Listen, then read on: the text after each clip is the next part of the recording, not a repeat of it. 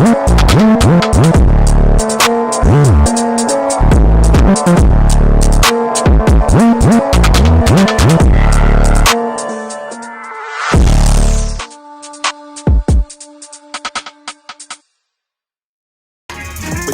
in with Ray's podcast. Kick me, my boy Ray. You know what I'm talking about? Yeah. Hey, yo. Let's do it. Yeah. We back at it again. Second edition of Crosstalk. You know, getting ready for this Cowboy season. Here we go. Yeah. Here we go. Let's go. Let's do this. I'm Ray. Ray from Ray's podcast. You know, we got this crosstalk we started a couple of weeks ago. Mm-hmm. This is where we're going to bring different content creators, different people in the sports world. We're going to talk all things Cowboys, sports related on this show. Man, thank y'all. Thank y'all for tuning in. Make sure you're rocking with us. Yeah. Everybody's going to introduce themselves again. And we also got a special guest. He's on Crosstalk for the first time today. We'll introduce to him momentarily. Again, thank y'all for rocking with us one more time. Make sure you like and subscribe and follow all the channels of all the people on this platform. We would greatly appreciate that, all right? Mm-hmm. Real quick, I always want to give a special message to start off the show. A couple of messages I want to give off, okay? First off, you know, it's a time of the year, you know, where it's the elections and all that stuff's going on. Just because someone has a different opinion than you doesn't mean you don't have to love them. We can all disagree, but we can all still agree to love each other, no matter if we have different opinions, all right? So remember that when you're talking about all that stuff on the internet or wherever you're talking about that, remember, always be kind, always. Real quick, we want to send out our condolences to Dwayne Thomas, former Cowboys player, passed away last week, so we want to send our condolences to him and his family right now, okay? Mm-hmm. So when we start these shows, I like to start off with positive words, okay? So I have one version I do on Ray's podcast, but I want to do another one here just for crosstalk. Just something a little quick and simple, all right? Right. Just know you're beautiful. I'm proud of you. We're all proud of you. Your feelings matter, and you will succeed. Just remember those words, all right? That was nice, man. Tough situations come, you know, that's all that matters. What you think about yourself. Your self-thought and self-worth matters more than anything, all right? Right. Cool. All right, let's get into it. Y'all ready? Yeah. Y'all ready? Absolutely. Ready as we're going. Okay. Let's start it off. I'm gonna be a gentleman this time. I wasn't a gentleman last episode. I apologize about that. All right. She's back again. Yeah. Everyone shout out the homegirl Jazz Monet from the BLS podcast. What's up, Jazz? How you doing today? I'm good. How are you? I'm live. We're blessed. Yeah. Like that. Ready for the season, all right? Same. Who's returning again? Who we got back in here? Yeah. Well, I think you already heard that voice already. And remember. Yeah. We got my player partner, Law Nation, in the building. What up, big dog? No doubt, man. Appreciate you, everybody, man. Check out Law Nation Sports. You'll see my face, name, or logo there. Let's get it. You want to introduce a special guest we got? All right. For the first time on Crosstalk, right? For the first time. Come on with it. I got my guy, Ben, who is phenomenal, man, in his space that he absolutely occupy in and work in and facilitate in. But I'm going to let Ben tell you guys what he got going on and what we got going on together collectively. So go ahead, Ben. That part. Let's give a shout out to Ben real quick. What's up, shout out? Yeah. Appreciate you. Hey, this is cool. This is my first time doing anything like this. I can tell you that. So you know, I appreciate you guys having me out. Well, thank you. Yeah, Thank you. My name's Ben Larimore. So I'm just more of a behind-the-scenes football guy. Do some work over there, Pro Football Focus, PFF, and also with the Cowboys Wire as an NFL draft analyst for USA Today's Sports Media Group in the off-season, or draft season, right? So anyways, but yeah, we're here. We're going to chop it up, talk a little Cowboys football, which I'm looking forward to. Mm-hmm. And yeah, we do have one thing going on, something that Law has actually been kind enough to participate in. So we do have a charity raffle going on for Cowboys Nation. It's got some cool prizes. It benefits a good charity. The charity is an animal rescue from back in my hometown in San Angelo, Texas, a place called Cassie's Place. And they do a lot of good things, and they extend their reach far beyond just the animal rescue, from disaster relief to veteran support. and even education for children and such. So, but yeah, so we've got some cool things. It's only $10 for a ticket. We'll get you the links and all that here soon. But prizes include 2 club level tickets to Bengals at Cowboys in Good December. tickets too. Good tickets. Yeah. Second level, like 30-yard line, like real good tickets, man. So that's in there. Got a friend of ours, Lacey, from the Cowboy scene on Twitter. She has a Leighton Vander Esch autographed poster. I put up a Micah Parsons plaque that's got a digital auto on it. And then our guy Law, actually, man, he put forth a salute to service helmet, that a full-size replica helmet. That's a pretty damn nice helmet. Yes, indeed. Not only that, but then 2 mini helmets as well to sweeten the pot a little bit. So we'll get that, that info out. It's Cassie'sPlaceRescue.com/donate. $10 gets you in for one. The more you spend, the more tickets you earn by $1. You just put raffle in the notes section, you're good to go. But we'll get you something posted so you can keep tabs on all that. But other than that, man, I'm glad to be here and I'm ready to talk some Cowboys football. Yes. All right, let's do it. Let's do that. Okay. If y'all, as y'all know, Sunday was the first preseason game. Yeah. Cowboys versus Rams. We didn't get the dub, but we don't really care about dubs when it comes to preseason. Right. It's all about execution, seeing who's going to be able to make the team, depth-wise, and also those guys that may make the practice squad. They may not just make the roster, but, okay, this is someone that could fit on our practice squad. Right. A lot of things we saw in this game. A lot of things you were interested in, players coming back from injuries, how they were going to hold up. Of course, your rookie players in your rookie draft class. And those, like I said, those guys who's going to fill some needs. So let's get into it, all right? Absolutely. So let's talk about some things here. What were some of the things that stood out? I'm gonna start with you, Ben. What were some things that stood out to you in that game? Well, first of all, Cooper Rush is clearly more ready to be the number 2 quarterback for the Dallas Cowboys. And that's not a knock on Trey Lance. He just needs the reps, guys. And this is valuable time for him. And there's nothing wrong with that, in my opinion. So I really liked what I saw from Richards over there at left guard. I thought he did some good things pulling. Tyler Guyton, obviously, he showed you his upside. On the offense, that'll probably do for now. But on defense, I really liked some of the schematic things that Zimmer had going on. Subtle things like, more over alignment, getting that defensive end shaded out over the tight end, freeing up those linebackers to really make plays. DeMarvion Overshown right there in the first drive, making that tackle in space, completely due to the change in philosophy up front. The back end still 4 picks. Obviously, that's still working itself out. But 4 picks is 4 picks, and we like to see that. So lots of good things, man. I got a lot of faith in with the way the roster's constructed and what they're going to be able to do with it. I think. No doubt. So let's start breaking some of that down. Some of the stuff you talked about. All right. One of the first things you were talking about was Trey Lance. We all saw that. Still got to tell people between high school, college, and in the pros, he has not played a lot of football. I think 17 games to be fair, in college. So that's not a large sample size. It's like the what we call it at the Costco's. Samples. The Costco's, yeah. They all good. You buy you take those Costco samples. Oh, that's really good. When you get to the house, you realize, oh man, they were just samples. Yeah. So he's drafted on potentials, right?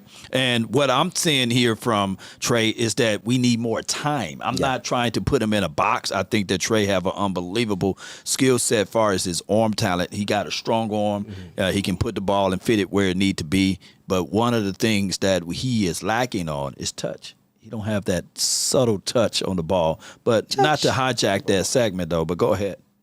No, you said something great there, too. Food analogy, like a brisket. You got to slow smoke it. Slow smoke it, yeah. He's still cooking. He's still cooking.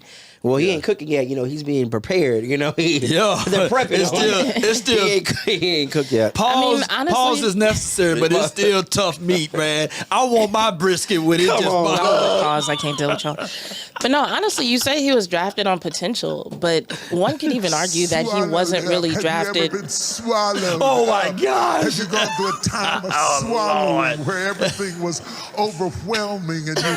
Wait, he definitely got swallowed up in it. Trey Lance Lance is somewhat overwhelmed right now, and at least that's what it looks like. But no, okay, so everybody keeps saying that he was drafted on potential, but if you think about it, it was just like, whose potential, right? Because it's like, if we were to take a time machine back in time, was it a secret that he didn't have a lot of snaps under his belt? No. It was not a secret. No. The type of quarterback that he is, was that a secret? No. Yet, he ends up on a team where they try him out, and then they're like, oh, well, we have to change up too much of the game plan in order to fit you in. And so he ends up underdeveloped. The injuries played a large role, right? Correct. But also because of this idea that, okay, well, we have to change up too much of the game plan. Well, you knew that before you got him. Mm-hmm. So why did you even bring him there in the first place? So for me, there's like two sides to the Trey Lance coin, and neither one of them changes the outcome. Right. So the fact of the matter is, no, he's not ready to be a QB2, much less a QB1, like what a lot of, I'm just going to say delusional Cowboys enthusiasts are trying to claim, right? Yeah, right. So not only he's very far away from that, but if he were even in another situation that was actually a better fit for him, right? Similar to maybe like a Jordan Love, like how he got to sit behind a great quarterback for a really long time before he was put out there. This thing might have played out a lot differently for him, but now he's in a situation where he's in a contract year. Correct. He doesn't have enough on film to prove that, he definitely deserves a spot on another team. It's like, and Ben was saying this before we turned all the lights and cameras on, people are going to look at this preseason film, and so far, he's not putting enough on film to prove that he's worth anybody like taking a chance on him. And it's unfortunate because I feel like he didn't ask to be drafted where he was drafted. He didn't ask to go to the team he went to, but that's the hand that he was dealt, and now he's having to pay for it. Mm-hmm. He's still young, though, which is his biggest... If he can find a team to give him time, I think it'll go well. Because it's like, if you look at him, he's an athlete. Yeah. We know he has the arm strength. He has the power to throw the ball. We know he can run. But when it comes to ball accuracy, getting the ball to the right target and also making sure you get it away from defenders simultaneously. So accuracy and ball placement. Right. He needs to work on that, but that takes reps. Being able to do more than one read. He needs to work on that, but that takes reps. Staying comfortable in the pocket. He needs to work on that, but that takes reps. Exactly. Everything that he needs to work on, you can legitimately tie to his reps. But like if you just look at his skill and his abilities, it's like, okay, he's got it, right? He's got that raw material. But he needs to be in a place that actually has time. And the resources and somewhere for him to develop. From a front office standpoint, that's still a project, okay? Correct. Now we can go in, okay, we saw what you did. Other teams saw what you did. We go ahead and offer you this little low ball contract right now. Them Jerry Jones, Stephen Jones specials, them Cap Boy special contracts they can offer him right now. They do that when the players are hurt. Correct. Or they're not fully developed. Let me go ahead and sign you now to a longer extended period while your value is not at its full potential right now. That's something I'm preaching the Cowboys thinking about. Honestly, NFL fan fiction, Will Greer is with the Eagles right now, and we have Trey Lance. In terms of who's a better fit for who as a backup, Will Greer is a better backup for Dak Prescott, and Trey Lance is a better backup in terms of style for Jalen Hurts. Yeah. Like, we don't really know what Kellen Moore is going to do, but in terms of what we've seen from Jalen Hurts in the past, it's like, I could see you plugging in Trey Lance to have him do some of that stuff. So maybe we just need to be like, hey, can we just like Control Z on some of the stuff that happened in 2023? We get Greer back and y'all take Lance, and God forbid we make a trade with the Eagles. Right. Well, that got us Michael Parsons. That did get us Michael Parsons making a trade with the Eagles. Yeah. Hey. Then I think they got us Tyler Biotish. To a degree. Yes, we made a trade with Philly a few years ago in the draft. But also, too, talking about on Trey Lance, the Cowboys made that trade because they thought it would help bring leverage, trying to get Dak re-signed, or if we want to let Dak walk, we have his replacement. Look like that's kind of backfired. That's backfired in two different folds. One from the quarterback position, and we could say the running back position, because essentially that 4th round pick could have got you a decent running back, and I think in this year's draft. We don't know. You know what I'm saying? We're playing devil's advocate here. Well, we don't know, but the chances of... I would say, one, the trade itself, if you want to try and improve your quarterback room, I'm never going to knock that, right? Facts. But it was a little bit head-scratching. Yeah. And I still... I'm like, was it an improvement? No, I don't know. Exactly. I don't think so, not at this time, right? But what was the second part of that? You're talking about the draft. Oh, the Your draft. running backs. The draft and Yeah, running yeah, backs. your running backs. So yeah, one thing I have this theory. So like I said, I do NFL draft work. One thing that's coming up in this next year's draft is a great running It back is. draft. Like a great running back draft class. Who do we have? Like, break that down real quickly if you can. Well, you can look at Ollie Gordon, the current Doak Walker Award winner, best running back in college football. Is he Oklahoma State or is he out of here? Oklahoma State. Yep. He had an ungodly amount of numbers. I don't know off the top Yeah. of my head. Ashton Jainty's another one out of Boston College who's a guy to keep your eye on. Ohio State has two of them. Yeah. And Quinshawn Judkins, who just transferred from Ole Miss. Travion Henderson came back off an injury to play for another year. They're both probably better than anything that was in last year's draft class. Jaden Ott and Amarion Hampton out of UNC. So, anyways, all of those guys, I'd say you could make a claim or a case to stand on that they might be better than anything that was in last year's draft class. So, I think the Cowboys might have known that. Yeah. Which might be why they didn't. Yeah, but here's the only thing. I'm in the mindset of winning now, right? And you trying to win for 2025, and then you got to do contracts for any of the quarterbacks that you have here. Right. On top of that, we still got to get CD paid, and next year is going to be rolling around with Michael Parsons. So I'm in the now moment, in the mode of what can we do for 2024. Now, granted, I think that the Cowboys do a wonderful job in drafting and finding guys, but the problem is my number one problem with the Cowboys. Sense of urgency. I think that we can still win 13 games or 12 games, and I sound delusional to a degree. Every year around this time, I sound delusional when I say that, hey, the Cowboys can win us 12 or more games. And granted, we right at 12 every year, and at the first part of the year, he's crazy. But on the back end of the year, the expectations are, hey, we should win the Super Bowl. And that's where our problem been. But go ahead, bro. Yeah, With the rest of the conversation. Yeah. Pass the law over here. Oh, come on with it.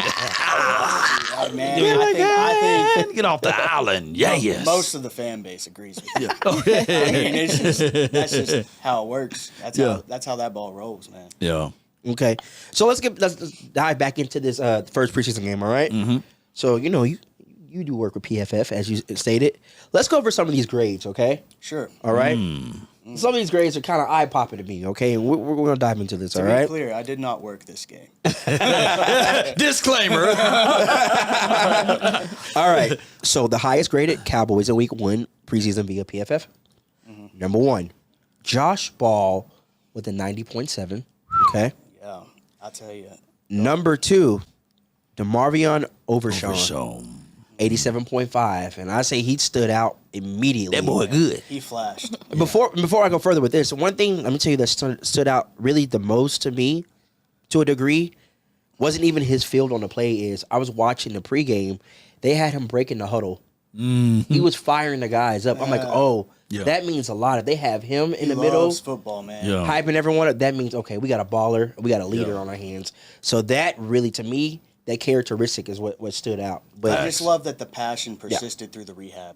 yeah. Oh, yeah. Correct. Yeah. Yeah, correct. Okay. So number 3, we have Kelvin Harmon. I loved watching him, man. He had an 86.1 according to PFF. Number 4, Marquise Bell, 85.2. My dog. I think that might have been my favorite player of the game. Yeah. Oh, yeah. Yeah. He had like 7 or 8 tackles, a He pick. just looked Yeah, so he was good back there. everywhere. He led the team in tackles, by the way. Yeah. The number 5, Damone Clark with 82.4. Good improvement from him for what he was doing last season. Yeah, absolutely. Overall, what if you look at the trends on that list, you see more linebackers. Exactly about to say that. That's the point you thought he hit. We right there. We see that. I'm going to say, dare I say we have a linebacker room again? Hell yeah. I think dare I say that? I think that what's happening here, and we're going to touch on the grades or what have you, but what I'm seeing is from a mindset, like Overshown flying down feeling, right? Clark flying down feeling. Linebackers supposed to be slow until you know, but last year I was saying, when would they know? When would they know when to shoot through gaps or fill a hole? Or why the average depth of tackling, which even though I think the world of LVE, He led the team in some tackles last season when he was healthy. And then a few seasons before that, people was talking about his tackle rate. But I was talking about also the depths of those tackles. I need for my linebackers to come down and feel, contain, and hit, scrape, disengage, and get upfield. And we are seeing more of that from Overshawn, Clark, Yes. and all of those other boys. I love it. I love what Paul Gunter is doing, as well as with the Scott McCurleys of teaching these guys on where to fit and feel. So I like that. Yeah, absolutely. I think that's one of those things where you have to tip your cap to the coaching staff and recognizing, hey, some things needed to change. Facts. They just needed to change. So they changed philosophy. They changed their alignments and their scheme up. I mean, shoot, sometimes they're even throwing 3 linebackers out there on the field.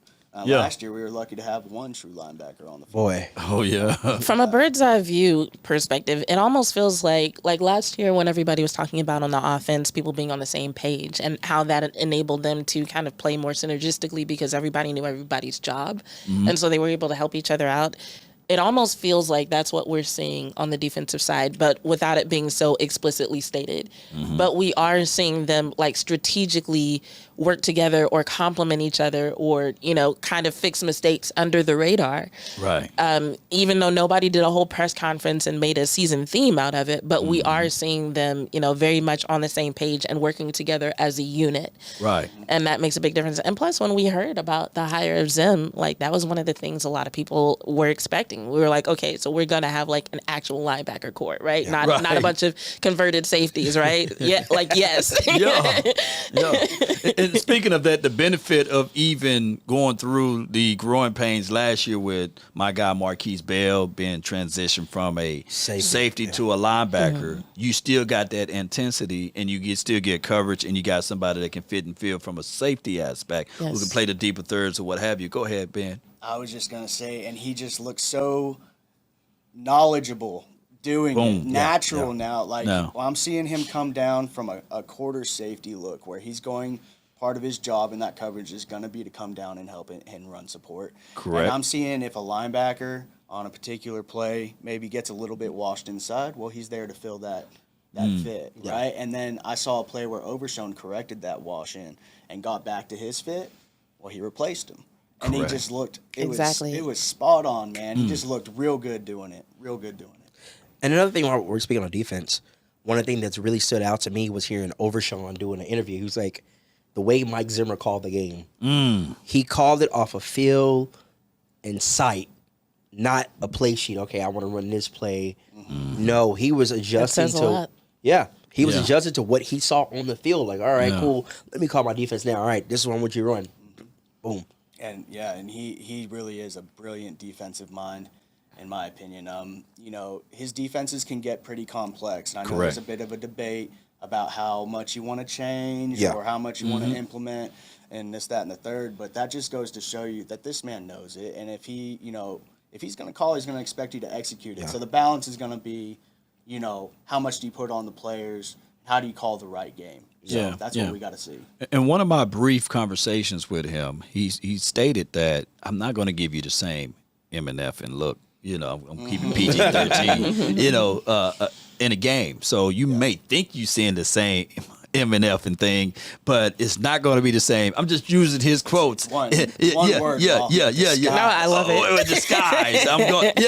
He'll give you different disguises. So I counted about 6 turnovers, 6 INTs. The one was called back and one was in the hands of Wanye. So, it could have been 6 of them. Bell dropped another one in the end zone, too. So it's 7, so that's crazy on day one. And because he's throwing out different things, you thinking that you're seeing one thing and it's another. We haven't had that in many a moons. But wait, there's more.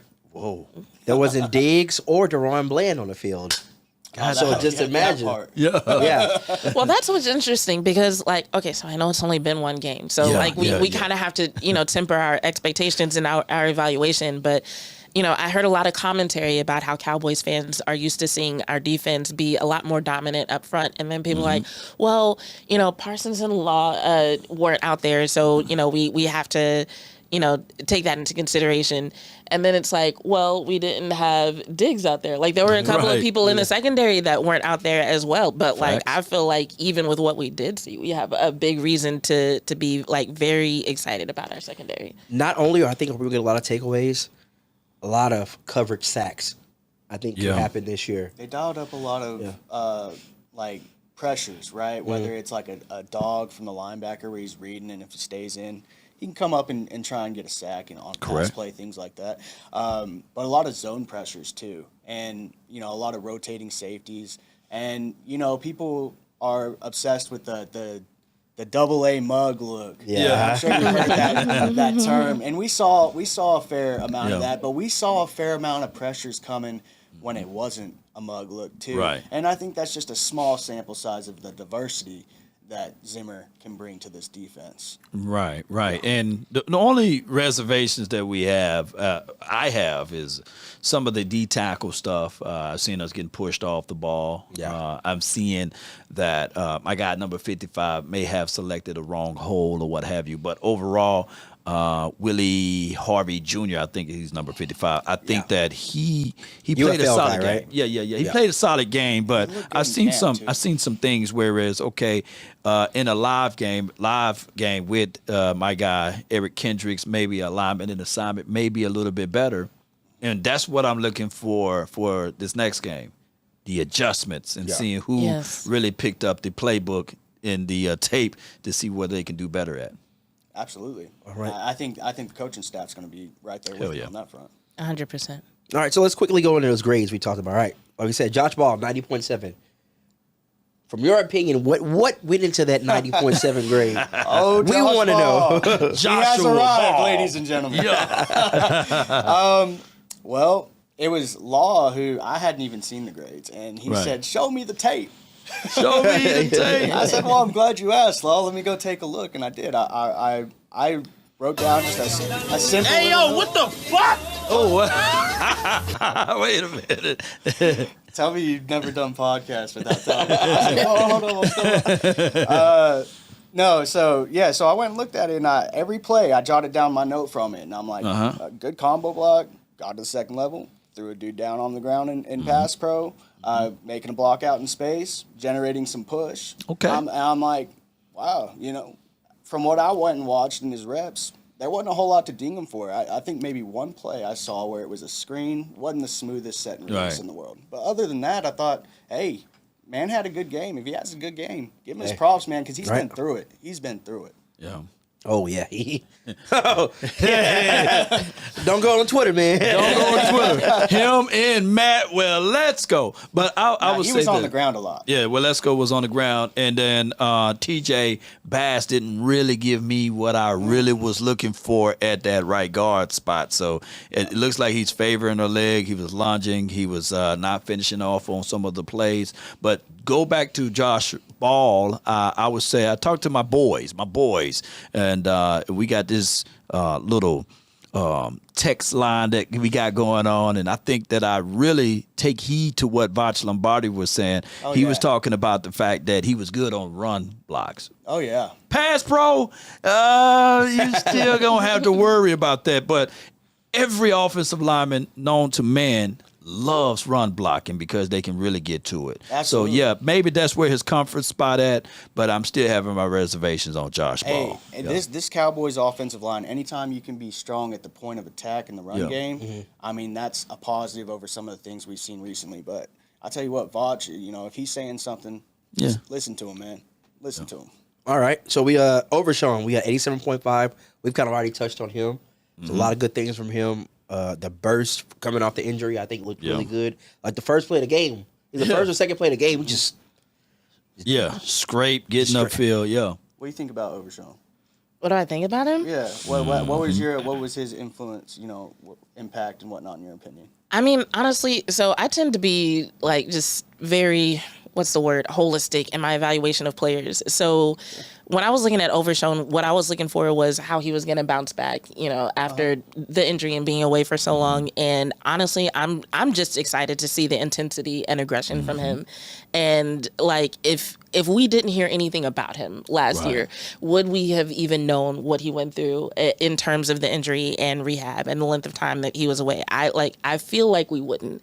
Yeah. And so I feel like I know it's kind of like a more general thing, but for me, that's the number one thing, because I think, just that mindset and that approach to the game is so important that it was just exciting to see him basically not missing a step and back like he never left. Mm-hmm. Yeah. She nailed it. Yep. Sure. All right, number 3, guy I really liked, Kelvin Harmon. He was a receiver from UFL. Yeah. I forgot what team he was, but yeah. NC State product. Yeah. 86.1. And I was looking towards the end of the game. Trey Lance wasn't having the best game, but towards the back half of that game, play after play. He was a guy that the Cowboys brought in the day my guy Ryan Flournoy kind of banged up his knee. And, of course, Corey Crooms got injured, and he's off the team now. But when I was like, hey, who's 84? He attacks the ball pretty well. Harmon's, he's been working with third team, so it wasn't like element of surprise when Trey got his toys out there. That Trey, on the last end of the series, he looked a little bit more comfortable throwing to 84 and number 6. I forgot his name. His last name is Brunette. But I think that he got a great knack for finding the ball in space. He got great short area quickness. He can find the soft spots in the zone. And if you look back at the catches, he made his quarterback look good because those balls were high behind him. But it's all about relationship, and I think that they have that. Okay. Yeah. Number 4, we had Marquise Bell. We already talked about him at 85.2. HBCU I too. can talk about him all day. Yeah. Then let's go to number 5, Damone Clark. Damone Clark had 82.4. Yeah. But I don't know if y'all have heard the news that they said Vanderich linked him up with Sean Lee. So Sean Lee has been helping Damone Clark kind of hit that next development. They're saying in training camp he's just been there. Yeah. When I was out there, Damone Clark seeked me out personally, and he wanted to deliver this message to all of Cowboy Nation that he will play better than what he played at last season. And he said he would come on the podcast. So we gonna hold your feet to the fire, Damone. So come on, I want you to sit in one of these chairs and talk about the things that that you said that you're gonna do better at.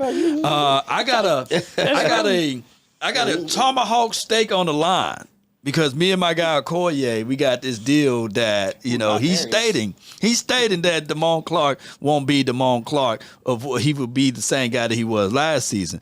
I'm telling you guys right now, I told Damone Clark, we got this steak on the line. And we need for you to play good because I love some tomahawk steak, and I can't wait to have that because it's going to be a thing. Whereas he's going to improve in this particular system because I think that Damone Clark, he would not be the end-all, be-all because we're going to have Eric Kendricks and we're going to have Overshaw. Do you think that's going to be the starting lineup? It's kind of funny you say steak, man, because what makes a good steak? A little salt and pepper, right? When you say maybe a little age, maybe get a little salt and pepper in the beard. Yeah. My point is a little bit older, a little bit wiser. Seasoned, a little bit more mentally prepared. That's gonna help Damone Clark a lot. And if he's doing stuff with Sean Lee, that's great. Yeah. Who's your 3 linebackers for the season? Well, Overshawn, Kendricks, and Clark? Or who you got? it depends. Okay. We haven't seen Micah Parsons on the field yet in preseason. Okay. Oh, yeah. What alignment is he going to be lined up? Is he going to be They had him all over the edge? place. Is he going to be lined up in a linebacker position? So we don't really quite know. Hell, he's the That is running back. X-factor. He's the running back for right now. I'd let him do it too. 4-3 running back. Come on, well, go ahead. But it depends on what the set is when we go out there. First Right. game, That's Correct. Really true. first play, where is he aligned? That's going to tell him. Me, I think it's going to be, it'll be him, Kendricks, Overshawn. Yeah. That's going to be your opening linebacker trio. Yeah. They still have Overshawn on the pitch count, by the way. Yeah. Just want to throw that out there. I think that will be your opening linebacker core first play of the game. That's what I'm thinking. Yeah, so I mean, for me, I'll probably just still say he's an edge, but they're just gonna move him all over the place. Yeah. I mean, they have in camp, So as far as the linebackers, one might get rotated out when they, change up the look and whatnot. Right. But yeah, I think obviously Kendricks is gonna be your Mike. Facts. He's going to quarterback that defense. And then I probably put it on Clark and Overshone as the next two with our rookie Leofau. Yeah, probably over there on the strong side, rotating in and whatnot. So, speaking of Leofau, they said he was giving Tyler Smith some fits last week in training camp. Man, I tell you what, when he come up and fill that hole, like on Lipke, I think, and things like that, some clips that I saw from training camp, that boy will hit. He hits. Yeah. He can come down and field, and all of our guys got that mindset now. Well, let's shift gears real quick. What do you think that his biggest development need is? Marisol, Leofau, was it Leofau? Leofau. Sorry, Leofau. What do you think the thing he needs to work on the most to really contribute to this team this year? The craziest thing of it is that he can cover, he can fit. I think that the knowledge base is the thing that he needs to. I was gonna say that his instincts, I think him coming from the college to the pro level, I think he's just at a point where he still needs to get used to the speed of things and to the level of talent that he's facing on a much more consistent basis than he did at the college level. Oh yeah. So it's to me, it just seems like kind of like how we said Trey Lance needs more experience. I think as he gets more comfortable, we're going to see him be more confident. And I think once he gets that level of confidence and figures out where he fits in, what his strengths are with this defense, I think we're going to see him just show up in bigger ways more often. But as far as physical traits, abilities, skills, I think he's got it. I think he just sometimes he doesn't look confident is all. Yeah, bam. You slam dunked it. And before you go, I just want to say that he will be forever linked to the linebacker to the running backs out of this draft. Yeah. Because everybody was kind of pegging that spot. That's true. As to where you would take, is this Breland Allen, or is this a running back that you take from Notre Dame, Ostrich, or whatever his name is, Estimate. So he will forever be linked to the running backs. Hopefully, yes and no. Hopefully we'll win in that spot. Yes and no. Here's why. Break it down. Just picking back off what our guy Ben said, the running back class next year. If they get a stud next year, no one's gonna remember about who we drafted in the third. Yeah. I know we haven't seen much, but I almost feel like I'm just expecting our running game to be a little bit deprioritized.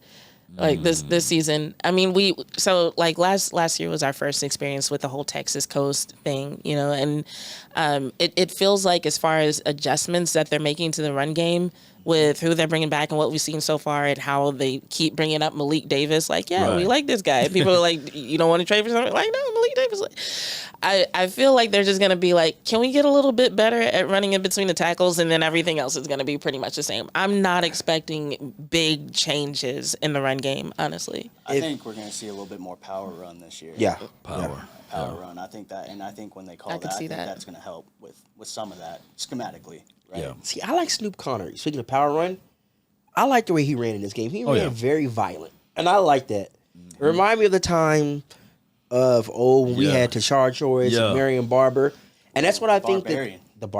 Rest in peace. R.I.P. And I was telling him, we had a conversation on the phone. I was like, I think they're trying to have that combination. Remember when they tried to have Felix, Tashard Choice. I think Barber was still on the roster then. They were trying to have all three of those running backs in play. Or was it Barber? There was another running back in rotation at that point. I don't think it was Barber. I think it was gone. But it was three running backs. They wanted to have a rotation of those three. I think Felix Jones and Barber and Tashard Choice. I think those were the three they were trying to do. We really don't have the speedy running back on this team. If you want to call Deuce that, but. Rico has a little subtle speed, and he was the only guy that when you look back at tape, of course he has some good burst in that game. He averaged 4.7 yards per tote, right? And then your next guy was 3.3. It was Snoop Connor. Shout out to my Mississippi boys. But I would say this though, as far as the running back room, I think that we will have that sledgehammer out of Ezekiel Elliott when we get down inside. I think pass pro because we're gonna need him week 1 against Myles Garrett and all of those boys. But I would say this though, with the running back room, it's the big old question of the unknown. Yeah.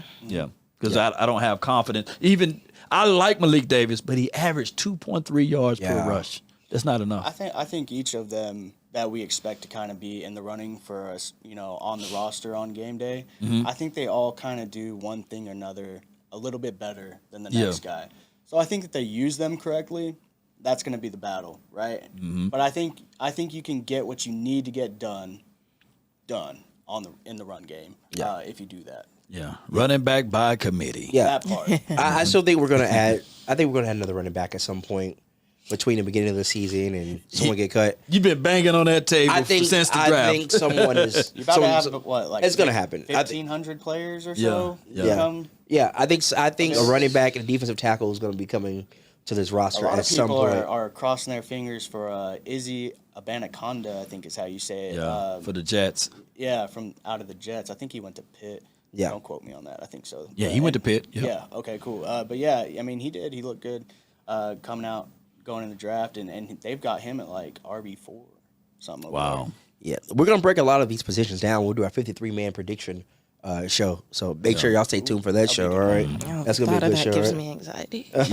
All right. So real quick, I'm gonna tell you some of my players that I liked and the players I thought had a great game, and also players I thought, they had a so-so game. All right, and we're just gonna run through this real fast because time is money. All right.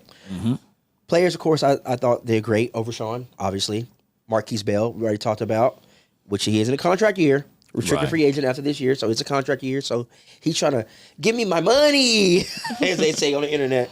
He's trying to get his money. Cropper, receiver. Yeah. I think he did pretty good. I'll say one thing about him real quick. That play down there by the goal line where he kind of drifted out of bounds instead of lowering his shoulder and getting upfield north and south. That situational awareness right there, man, that's got to be a little better. Yeah. So, but he's had a great camp, and he showed some flashes for sure in that game. Oh yeah. My guy, I'm rooting for Hunter Lipke. I think him kind of playing at H-back Right. kind of position. I think that's going to be great for this team, having that in a positional flex where he can play fullback, tight end, wherever he needs to be. H-back. All right? Good H-back. And after he fumbled that ball last season, everyone was kind of down on him. Yeah. We want to see our guy. I want to give him more touches. Yeah. Yeah, let him cook. Let him cook. Harmon, as we talked about earlier, and Mozzie. Yeah. Everyone was giving Mozzie crap earlier, like, oh, he's gassed early in the game, whoop-de-whoop, but Mozzie, I think he played well. Yeah. You're seeing the improvement. Yeah. When he played well, he played really well. But I'm not really mad at anybody who wants to see a little bit more consistency from Mozzie. For sure. Because there were definitely some plays that it felt like he took plays off. And I hesitate to use that word because that speaks to a player's mindset, and I don't want to make it sound like he's like lazy. But there was a difference. There was a disparity from one play to the next that I'm not really mad at anybody for if they notice that and they're like, yeah, I'm not a fan of that, and I need to see him do better. Let me credit this to my guy, Balls Cowboys Sports. He brought this up to my attention on the fact that you got a guy that went from 340 to 290-ish, right? Yeah. And then expected to get back up to 340 or 320 at least, right? And he's going through a shoulder situation. So you're going to get fatigue in a sense because you're moving all of those weights around, and he's going to have to play himself into that fatigue factor or out of that fatigue factor. But there was a tackle for loss that he was credited for down in the goal line there, and he shot his hands inside. He was able to burst and get the separation and make the tackle over there on the flat. So I would give him kudos and credence for that particular play because we didn't see that last season. Yeah. At all. But I mean, you bring up some good points, and that's why I hesitate to use phrases like he took plays off, because it might not be that he took a play off. It could be that there's something that he's still dealing with related to that shoulder, or losing 50 pounds. You don't do that without losing some muscle. So I don't know what he's been dealing with in terms of like biomechanics and things of that nature, and what might not feel good whenever he tries to apply a certain amount of force. Because it's like, even whenever we people talk about getting your hands inside as though it's just so simple, like take your elbows from here and put them here. Conceptually it's simple, but honestly it requires a completely different way of using your body. Like, there are muscles in your torso, especially near and around your lats, that you don't use as much when you're out here that you have to use when you're here. Or even just thinking about the shoulder complex and all the small muscles that control shoulder stability. Like, we don't know what's stopping him from putting his hands inside. It might not be as simple as him just, being lazy or being sloppy. There really could be something going on there. and we don't know. But just generally speaking, I would like to see some more consistency, whatever that would take. Sure. Whatever I it think takes. I think everyone agree with that part. For sure. Yeah. All right. Hey, before you go into that, he looks better than that Huggins kid that we got. You know, Facts. he was getting Facts. thrown out of the club. And in my film assessment, I was just looking at the 8 and the dreads that was hanging out of the back, and I was thinking that there was Mozzie. And then I looked again, people in the comment box like, nah, Law, that was the Huggins kid, and he was getting thrown out the club literally on majority of the plays. But go ahead. All right. Couple guys, I think, hopefully they have a better game too. Ryan Flanoy. I feel like he struggled a little bit. And he's got to hit the ground running. He's 24 years old. Yeah. He's gotta Yeah. get together. Yeah. Racy McMath, man, he had those couple of drops. That and math ain't drive. mathing. The math was not mathing in that game, all right? That one hurts me too, because he's so athletic, 6'3", 200, runs a 4.3. Real? Yeah, man. And I'm just like, dude, you gotta catch those. I think McMath's reputation right now is like a credit score, where it's like he came in with no credit, right? And it's like when you have no credit, the last thing that you want is bad credit. And I think that's what happened. It's like a lot of people didn't know anything about him. Yeah. And now the first thing that they're seeing is these 2 drops. So he's got to like pay off some things early, in order to get a lot of credibility back from the fan base. Yep. Oh yeah.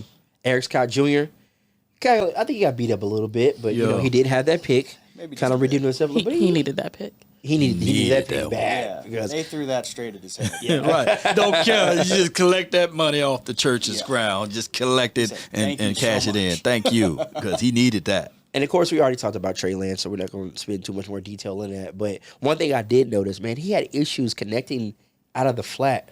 There was a lot of plays he was trying to connect, I think, with Davis. Yeah. Just kept missing him out of the flat, which I feel like that should have been an easy throwing high. connect. It's just And let me throw this in. I said this, and I'm not beating him up, but his availability is a liability right now. And I'm talking about Luke Schoonmaker. You got to catch that. yeah. And Stephen Jones looked really good in practice out there in Oxnard. And I'm thinking that those balls belongs to Stephen Jones, juxtaposed to. Stevens.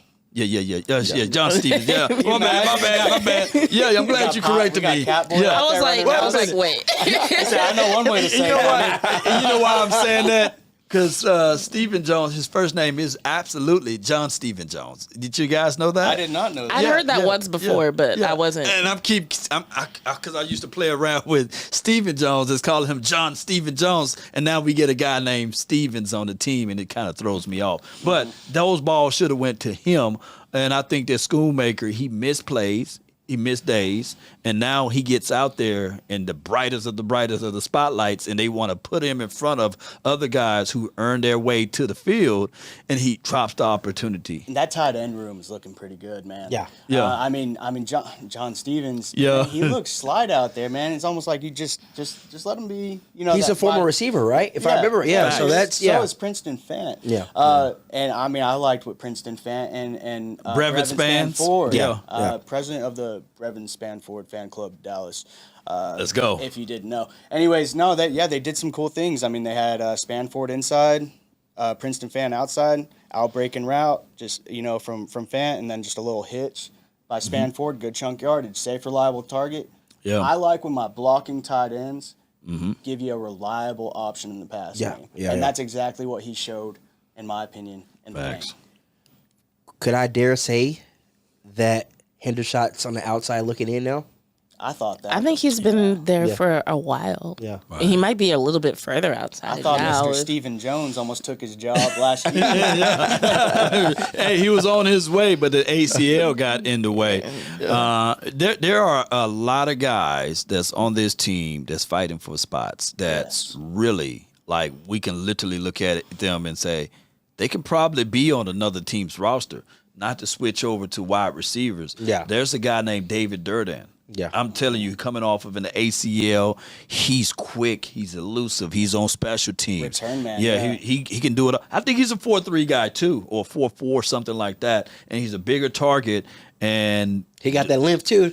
Hey, he do have pre-pause if necessary. He do have the length that you would think that this would benefit the quarterbacks. So when you look at the smaller versions of the guys like the Burnetts of the world, number 6, I think that you can sacrifice that and say give Durden more of a shot at this at the wide receiver room. Tyron Billy Johnson. Yep. We need to see him a little bit more for him in this Raiders game. Yeah. And, of course, the continuity of Jalen Cropper, we need to see that. The problem with some of these guys kind of emerging as potential dudes, though, you give one of them a roster spot, one of your draft picks that you love so much, they're not going to make this team. Yeah. That's why I didn't like that. That's why I didn't like that they put the pillows out and said, hey, Jalen Tolbert, just take a nap. I think that Jalen Tolbert should have been out there week 1. What's your thoughts on that? I think that's one of the things that... Yes and no. Yes and no. Oh, go ahead. You further.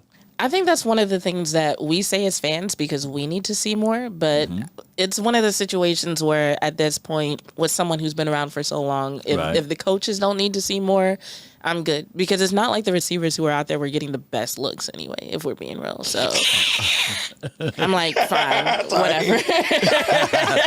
I feel like I go one of two ways on that. One, after what just happened in the playoff game, I think you take a good long look at all your guys. Yeah. Bingo. Yeah. That's fair. But I also completely agree. If the coaches feel they got a good thumb on it, then hey, I man, don't care. Who am I? I don't care because I'm looking at week 1. You got Denzel Ward. You got Emerson. It's a good You got defense. Greg Newsom. You got my guy that's going to be Grant Delpit and Top as 3 well defense, as probably. Juan Thornhill. You got one of, man, I love DBs. I love secondary. And the Browns, they got some dogs out they there. do. And Tolbert needs everything because see, we seen this before last season with Tolbert. And we got the lights turned on, and I'm sitting there like, hey, you got to make those contested catches. It's not like, ladies and gentlemen, Tolbert is light years ahead of Brooks, nor T. Billy, and Jalen Cropper to a degree. Right. He had a great camp, right? Him and Cooks, they were having a great camp, but it's not like he's making this crazy separation from those other boys. Brooks had himself a good game, too. Yeah. Also, Why? Because he was on the field. Yeah. Correct, though. But here's another argument too. All right, you still have that uncertainty when CD is coming back. We don't know when he's coming back. Yeah. Do you risk an injury? You're already thin at that position.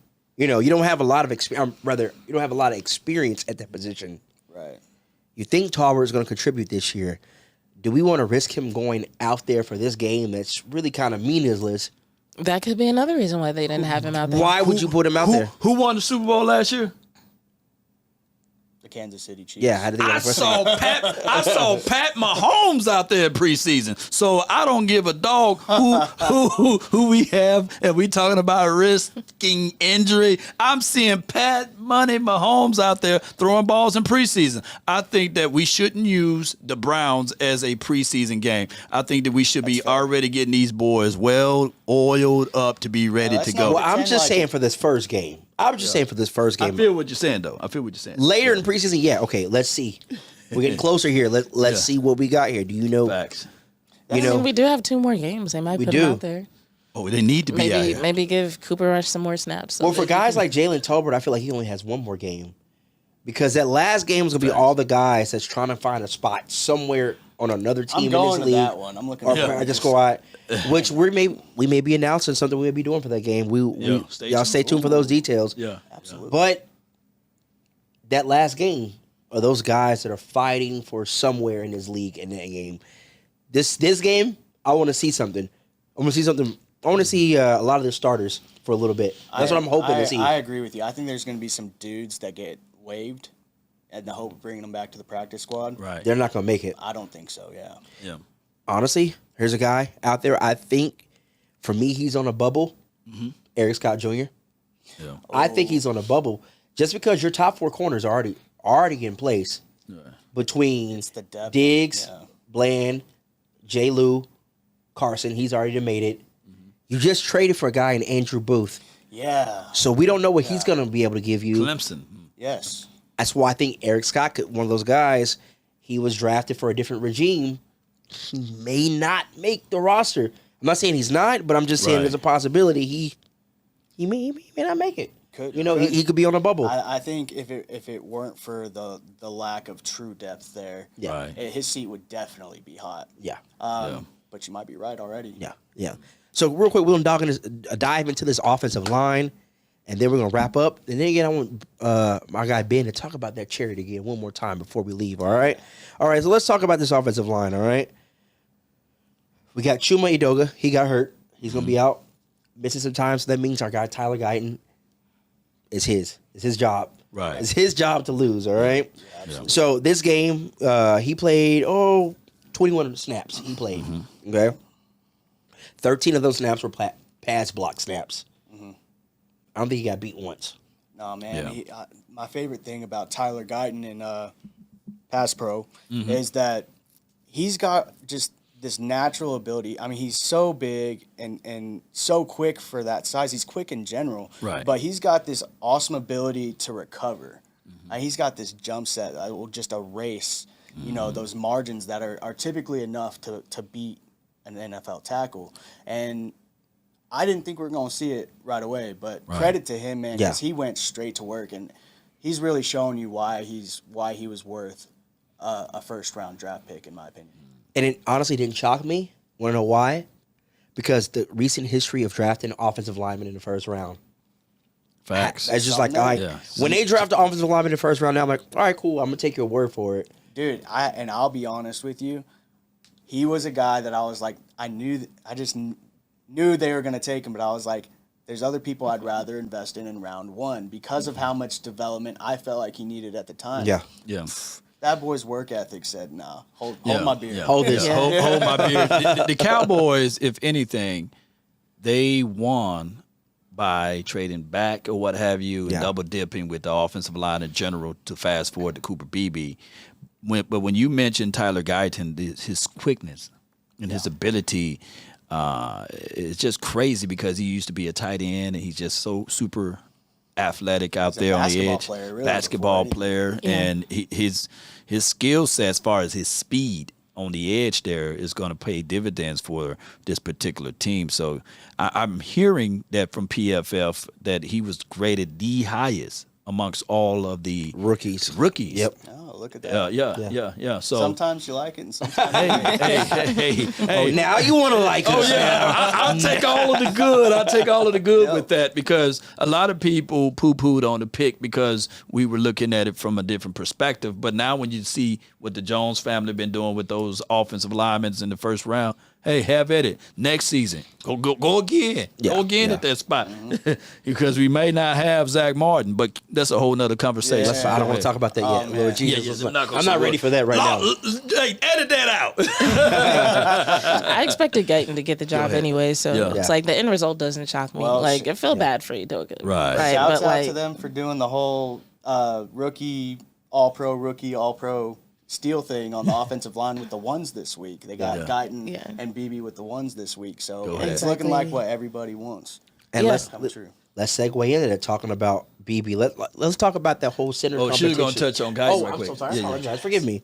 I mean, that was pretty much what I was gonna say. Y'all touched on everything else. Like I'm one of the people who's excited about Guyton from jump, but once again, that's because of my tendency to look at players from a holistic perspective. So when people were like, "Well, his footwork is this and that," I was like, "Yeah, but he used to be a basketball player." And honestly, like footwork is one of those things that's relatively easy to fix if you're willing to work at it. So like, I wasn't really concerned about that. So I'm excited about it. Plus, he worked with Duke, right? He worked with Duke all summer, so anybody Duke gets his hold of, they start doing better. So let's talk about this battle we have at the center position. Brock Hoffman started the game. He's been running with the ones, but then I said, Cooper Beebe, he didn't earn his shot to get those reps with the ones, all right? So PFF, again, you guys graded Brock Hoffman a 50 in that game. I can't remember what Cooper Beebe's grade was, but in that game, in the 70s. Hoffman. I think there's just some natural power, kick-ass ability, if you will. Right. You know, as far as establishing the push, getting the head across, turning inside out, maybe getting pushed back a little bit in the pocket. maybe a little bit more of all that than, or less than all that than what we all hoped we might see. And which is unfortunate, man, because I know he also went to work with Duke, and I know he's worked his tail off.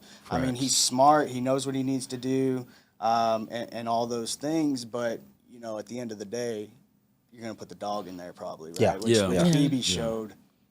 There's an old saying, if it's equal, play the younger guy, right? Sure. And I think that what Brock Hoffman is for this team, he's the ultimate tour guide, right? He knows the building, he knows the framework, he can tell you where to be at and these sorts of things. But Brock Hoffman, to be compared to Cooper Beebe, we know that dog nasty mentality, that once he get that snap, that shotgun snap under control, it was over. It's a wrap. That was the only thing that he had over him. Experiences and the snap, and that's catching up. That plus, you know, snap placement's important, but facts. Transition to block phase is a whole nother technique thing that he's still having to get comfortable with. I mean, he's an All-American guard. He looks great at guard when he's out there doing that. This is a whole new deal for him, man. So at the end of the day, time, experience. Yeah, I think that's one of the overlooked aspects of Beebe's career. A lot of people talk about the fact that he can play any position on the O-line, but he only ever did center in practices. So like what you were saying, you know, the transition into the blocking phase is something that he's going to have to, I won't even say better. He's just got to get faster at it. He's got to be a little bit smoother. But it's another one of those things that will come with reps. It'll come with time. Like one thing that I always say about the guys in the trenches is that, like, for everybody else on the field, football is a contact sport. For the guys in the trenches, football is a combat sport. Right? So you have to have a certain mentality in order to be prepared for an actual fight. Like, these guys are in contact with each other more than anybody else on the field is even allowed to touch each other, you know? So there's a certain mentality that you have to have in order to approach every single snap like an actual fight. And that can be one of the hardest things to train. You can train technique, you can help with timing, you can help with agility, mobility, body position, all of that stuff. But that mentality that prepares you to literally fight the men across from you, snap in and snap out, that is so much more difficult to train. And Beebe already has it.